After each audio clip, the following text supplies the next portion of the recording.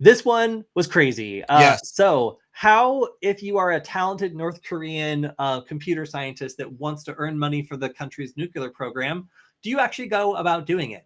Well, apparently you just hire someone in Los Angeles to create a laptop farm that makes it look like you are actually in the country. And then your laptop sits there, you remotely administer Right. it from North Korea, and you apply to jobs for like a bunch of really, really big companies and turn in the work and get paid. And that paycheck goes directly to building nuclear weapons.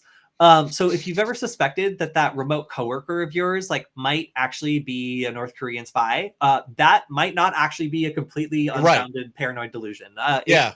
At least in some cases, people are now finding out that their coworker, who maybe didn't talk that much in meetings, was actually a North Korean worker who was trying to develop the country's nuclear program.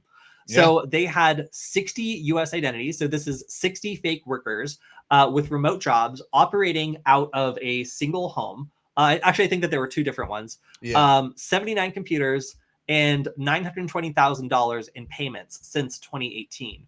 Um, pretty wild that like of all the different ways that the North Koreans are working to like raise Right. money for this program, loaning out their best computer scientists to not only probably spy on whatever these companies are working on, but Sure. also just get paid a regular paycheck and conceal the fact that they are in a country that, you know, is not allowed to be employed like Right. like in most places. That's wild to actually see what the infrastructure looks like and see what happens when this is up in full swing. So yeah, again, you shouldn't accuse all of your coworkers of being North Korean spies. However, if you do see the warning signs, Right. this is actually in some cases a real thing, and at least 60 people were in fact not really identities in the United States.